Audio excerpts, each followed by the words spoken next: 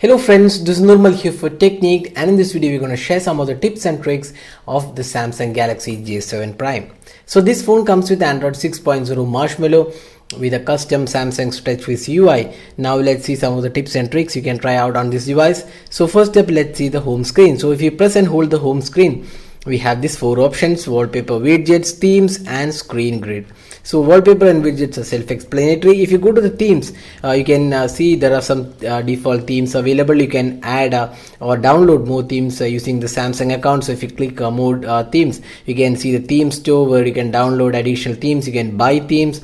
So a lot of options to customize it there. So you can download whichever theme is your taste and then get it on your device. So that's a theme manager. Then we have screen grid. We have 4x4 icons, 4x5 and 5x5. So based on how many apps, app list you want on the home screen, you can customize that.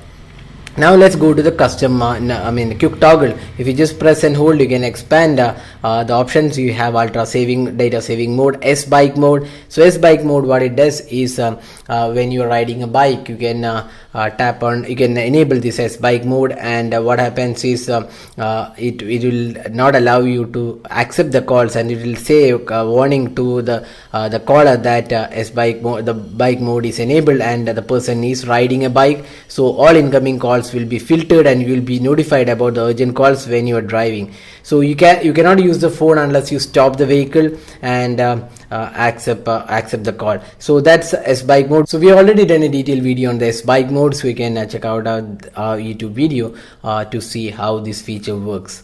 Then apart from that, you can customize these modes. So there's also smart view, mobile hotspot. So a lot of options that you can click edit, and then you can customize the options. You can just drag and rearrange these options whichever you want to be available in the quick toggles. Now let's go to the settings. So here we have let's just open the settings. So there are lots of options available in the settings. So here you can see some of the quick icons available. So just click edit and you can add up to 9 icons there which will be quickly accessible. So if you are using some of the settings pretty frequently, you can add them. Say for example, I'm just adding some of them. Then you can see some of these options are quickly available, so you can access these pretty fast than going through all the settings. Then if you go here, if you can see the smart manager. So smart manager, as I said before, is a handy option where you can see the battery option, storage, used up storage. You can reclaim storage, you can delete unnecessary data. There is a clean master cleaner available, so you can delete the unnecessary data. Then you can see RAM optimizer is there. You can end task, you can end camera, and then reclaim memory used up by the apps. So that's another useful feature. Then we have this device security, and also apart from that, you also have this ultra data saving mode. So once you inserted the SIM card, it will save data and reduce the data bills. So that's the smart manager. Then if you come down, you have these advanced features. So advanced features comes with a lot of options. You can see one-handed operation. So this is pretty useful if you want to reduce the screen size. You can do that. One-handed input and one-handed screen size is also enabled. So you can control the device usually one-handed by pressing the home key 3 times to reduce the size of the display. So just press this 3 times. Now you can see that the one-handed mode is enabled. You can just move it around and you can return to full screen when you want the full screen mode back. So that's the settings option for one-handed mode. Then we have this quick launch camera, that is open the camera by pressing the home key twice, that is quickly. Then a smart alert is there. You can see your device will vibrate when you pick up to notify you about missed calls and messages. So that's a useful option. If you're when picking up the phone, it will notify you of missed calls and messages. Then easy mute is mute incoming calls by turning the device over. That's an added feature. Then you also have this direct share option. Apart from that, you also have easy mode. So that is if you find the UI a bit confusing for elderly people, you can enable the easy mode. Bigger icons and very less amount of apps available. So that's easy mode. So you can select which all apps you want in the easy mode and click done, and that easy mode will be enabled. And then apart from that, if you go to the battery option, so here we have power saving mode, ultra power saving mode. That's two options, useful option.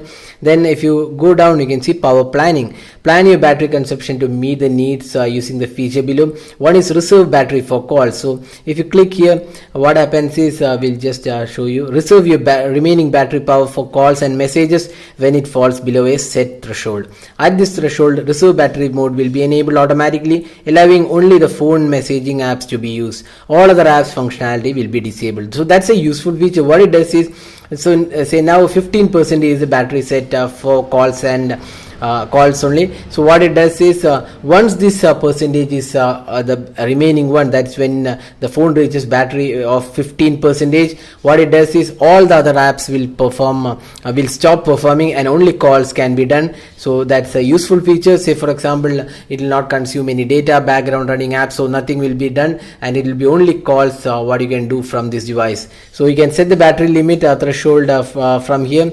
You can go up to the maximum, whichever value is you can see the minimum is 15%. So you can also see show a notification in the notification center. Then apart from that, forward calls when no battery. Another useful feature, what it does is forward incoming calls to a select contact or number when your device is powered off, because its battery power is critically low.